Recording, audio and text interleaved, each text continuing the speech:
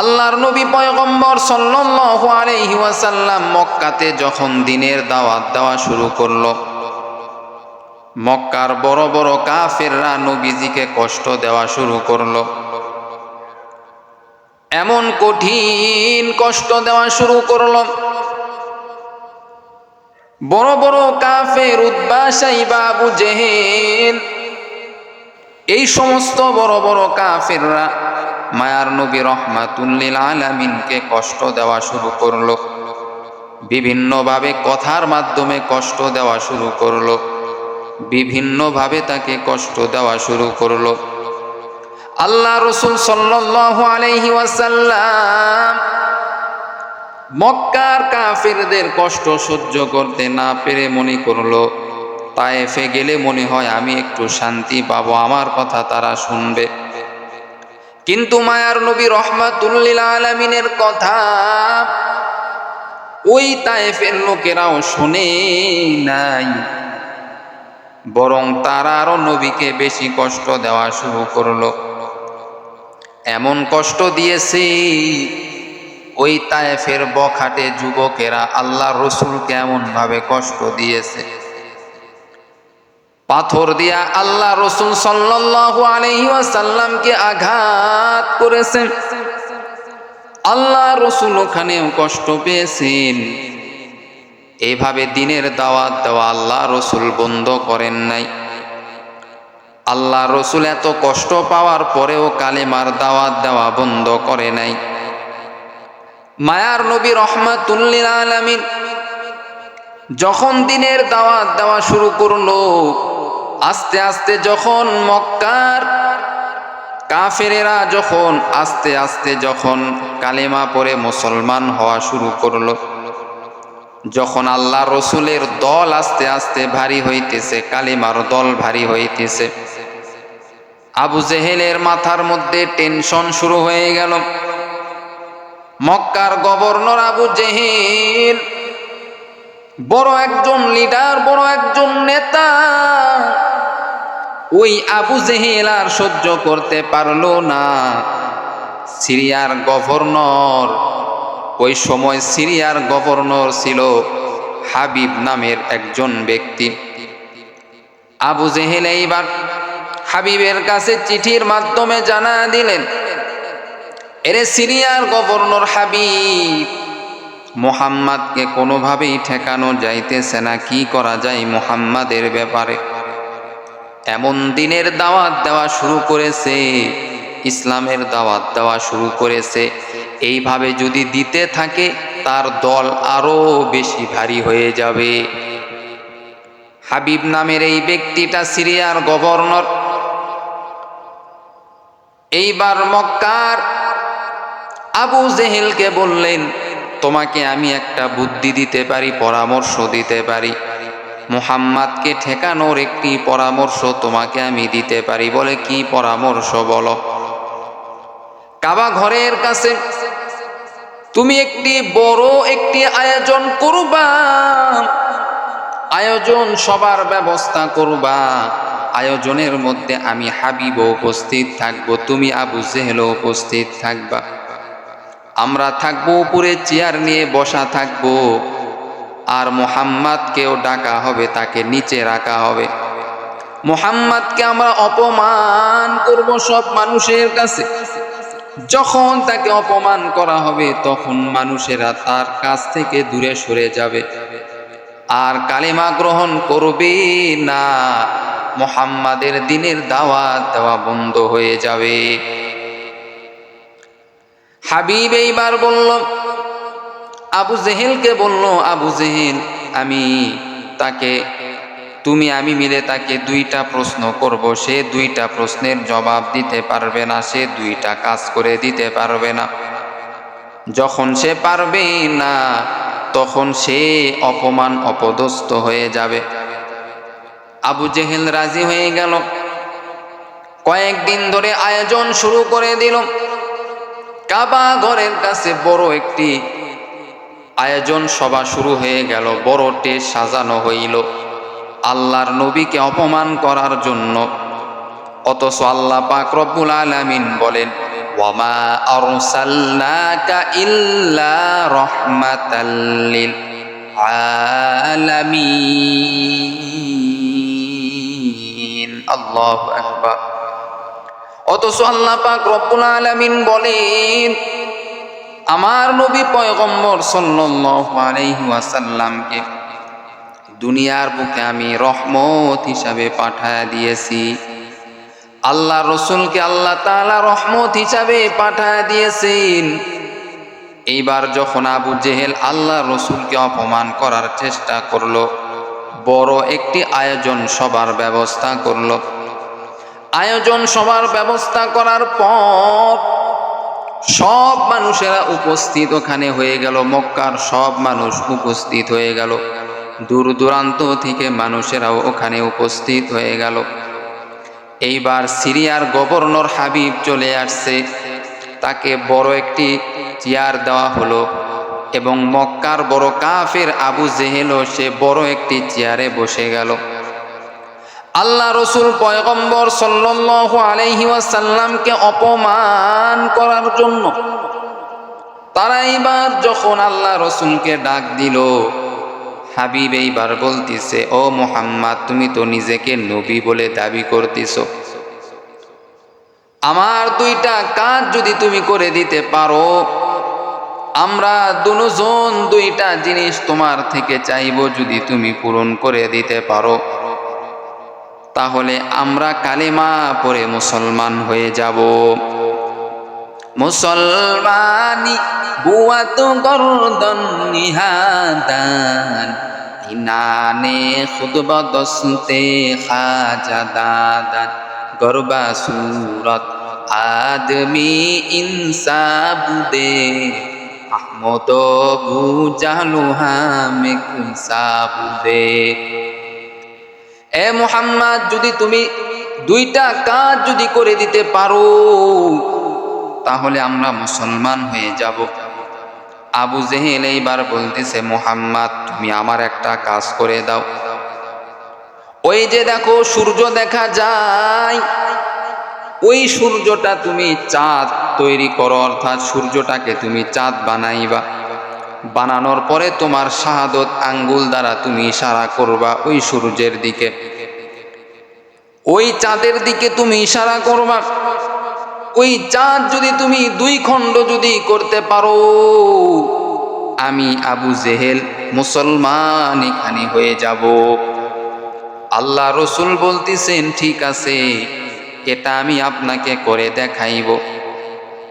ও চাচা যান, সত্যি কি আপনি মুসলমান হবেন?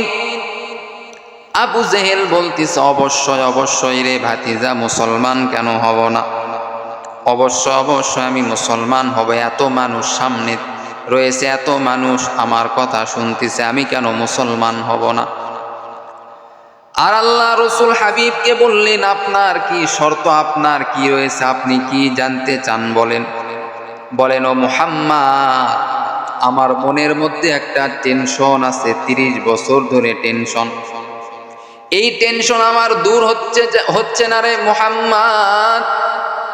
আমার এই টেনশনটা কি রয়েছে, এই টেনশনের কথা যদি তুমি বলতে পারো, আমি হাবিব মুসলমান হয়ে যাব। 30 বছরের টেনশন, মানুষের মনের খবর তো কেউ জানে না, একমাত্র জানেন হলেন আমার আল্লাহ। আল্লাহ তো মানুষের মনের খবর জানেন। ওই হাবিবের অন্তরের মধ্যে কি রয়েছে সেটা তো আল্লাহ রসুল বলতে পারে না। যদি আমার আল্লাহ যদি বলাই, তাহলে আল্লাহ রসুল বলতে পারবেন। আল্লাহ রসুল বললেন, ঠিক আছে, আপনাদের দুইটা কাজ আমি করে দিব, তবে আমাকে 2 মিনিট সময় দিতে হবে। বলে, কিসের সময়? বলে, আমি 2 রাকাত নামাজ আদায় করব। আমি 2 রাকাত নামাজ আদায় করব, করার পরে আমি দুজনার যে কষ্ট ব্যথা আমি এটা দূর করার চেষ্টা করব। সুবহানাল্লাহ। মায়ার নবী রাহমাতুল লিল আলামিন 2 রাকাত নামাজ আদায় করলেন। করার পর নামাজ শেষে আল্লাহর কাছে 2 হাত এইভাবে উঠাইলেন। আল্লাহর কাছে উঠায়া বললেন, ও দয়ার মালিক, তুমি তো মানুষের মনের খবর জানো রে আল্লাহ, তুমি তো মানুষের মনের খবর জানো। ও আল্লাহ, হাবিবের অন্তরে কি রয়েছে আমি তো জানি না রে আল্লাহ। সে বলেছে তার অন্তরের কথা যদি আমি বলতে পারি তাহলে সে মুসলমান হয়ে কালিমা পড়ে মুসলমান হয়ে যাবে। ও আল্লাহ, তুমি আমাকে সাহায্য করো। ও আল্লাহ, তুমি আমাকে সাহায্য করো হে মালিক, তুমি ছাড়া আমাকে সাহায্য কেউ করবে না। তুমি যদি আমাকে সাহায্য করো তাহলে আমি সাহায্য পাবো। আল্লাহ তাআলা বললেন, ও হাবিব, আপনি পেরেশান হয়েন না, টেনশন হয়েন না, এখনই আমি জিবরাইলকে পাঠায় দিতেছি আপনার সব সমস্যা সমাধান করার জন্য। জিবরাইল আলাইহিস সালাম চলে আসলেন, এসে বললেন, ও নবী, আল্লাহর পেয়ারা বন্ধু, আপনি তো টেনশন করিয়েন না, আপনার পেরেশান হওয়ার কোনো দরকার নাই। আল্লাহ পাক রব্বুল আলামিন আপনার মনের কষ্টটা বুঝতে পেরেছেন রে নবী। ওই হাবিবের অন্তরে কি রয়েছে আমি জিবরাইল এসে এখন বলে দিব।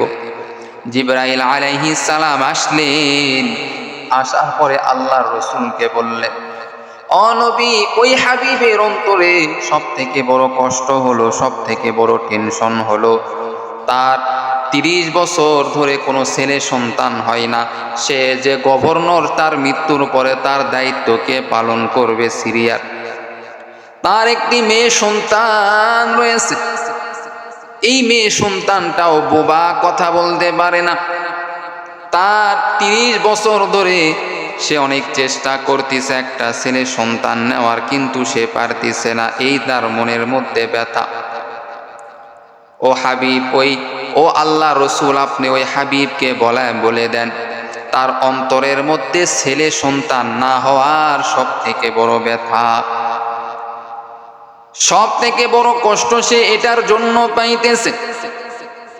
মায়া নবী রহমাতুল লিল আলামিন এইবার হাবিবকে ডাক দিয়া বলেন, ও হাবিব, সিরিয়ার গভর্নর, আপনার মনের মধ্যে যে কষ্ট রয়েছে, যেই কষ্ট রয়েছে আমি নবী বুঝতে পেরেছি। সেই কষ্ট হলো 30 বছর ধরে আপনি একটা ছেলে সন্তান চাইতেছেন, যেই ছেলে সন্তান আপনি চাইতেছেন এই ছেলে সন্তান আপনি পাইতেছেন না। একটি মেয়ে সন্তান পেয়েছেন, তারপরেও সে কথা বলতে পারে না। এই মনের মধ্যে কষ্ট আপনার মনের মধ্যে রয়েছে। হাবিব এইবার বলে, ও মুহাম্মদ, আমি তোমার কথা শুনে আশ্চর্য হয়ে গেলাম, তুমি আমার মনের কথা কেমনে বলতে পারলা? ও মুহাম্মদ, আর আমি দেরি করব না, এখনই আমি কালেমা পড়ে মুসলমান হয়ে গেলাম। সঙ্গে সঙ্গে হাবিব মুসলমান হয়ে গেল। এইবার আবু জেহেলের পালা। আবু জেহেল এইবার আল্লাহ রসুলকে ডাক দিয়া বলে, এরে মুহাম্মদ, তুমি আমাকে আমার কাজটা করে দেখাও। ওই যে সূর্য রয়েছে, সূর্যটা তুমি এইবার চাঁদ তুমি বানাও। চাঁদ বানানোর পর ওই চাঁদকে তুমি হাতের ইশারা, শাহাদত আঙ্গুলের ইশারা দ্বারা ওই চাঁদকে তুমি 2 খণ্ড করে দিবা। এই কাজটা তুমি করে দেখাও। তোমার তো কোনো ক্ষমতা নাই, এই কাজ তুমি করতে পারবা না। আল্লাহ রসুল বললেন, আমি তো করতে পারবো না, তবে আমাকে যিনি সৃষ্টি করেছেন, ও আবু জেহেল, তোমাকে যিনি সৃষ্টি করেছেন, ওটা দুনিয়া যিনি সৃষ্টি করেছেন, ওই আল্লাহ অবশ্যই পারবেন। ওই আল্লাহ অবশ্যই পারবেন। আমি মুহাম্মদ পারবো না, কিন্তু আল্লাহ পারবে, সেই ক্ষমতা আমার আল্লাহর রয়েছে।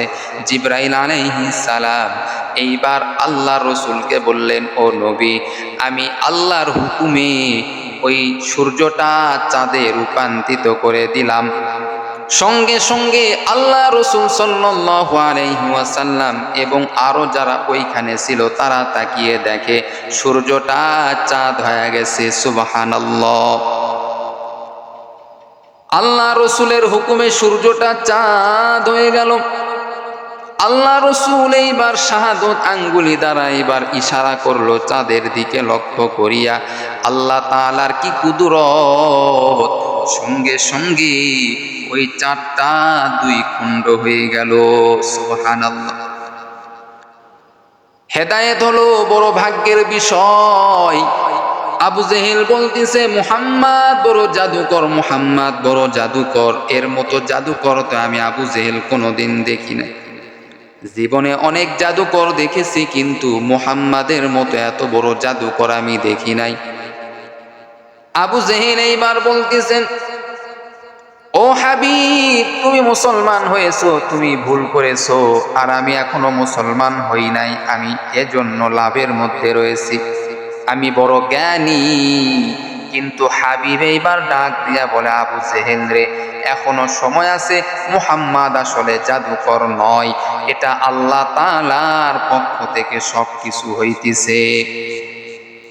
এখনো সময় আছে, আবু জেহেল কালিমা পড়ে মুসলমান হয়ে যাও। আবু জেহেল বলতেছে, হাবিব তুমি বোকা হতে পারো, তোমার মাথার মধ্যে জ্ঞান না থাকতে পারে, কিন্তু আমি আবু জেহেলের মাথার মধ্যে জ্ঞান রয়েছে। নাউজুবিল্লাহ। আবু জেহেল মুসলমান হলো না, কিন্তু হাবিব মুসলমান হয়ে গেল।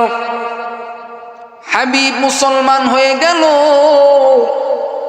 আল্লাহ রসুল পয়গম্বর সাল্লাল্লাহু আলাইহি ওয়াসাল্লাম হাবিবকে জড়ায়া ধরলেন। সিরিয়ার গভর্নর হাবিবকে জড়ায়া ধরিয়া বললেন, আপনি যে মুসলমান হয়েছেন, আল্লাহ আপনার উপরে এত খুশি হয়েছেন, অতি শীঘ্রই আপনার স্ত্রীর একটি ছেলে সন্তান দুনিয়াতে চলে আসবে।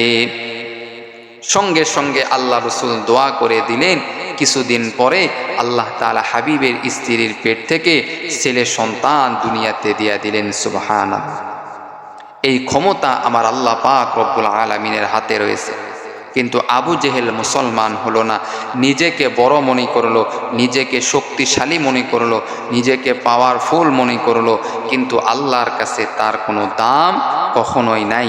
আল্লাহ পাক রব্বুল আলামিন বলেন, যে নিজেকে ছোট মনে করে আল্লাহ তাআলা তার সম্মান বাড়ায় দেয়। সুবহানাল্লাহ। আল্লাহ আমাদের সকলকে নিজেকে ছোট মনে করে চলার তৌফিক দান করুক। সকলেই বলবেন আমিন।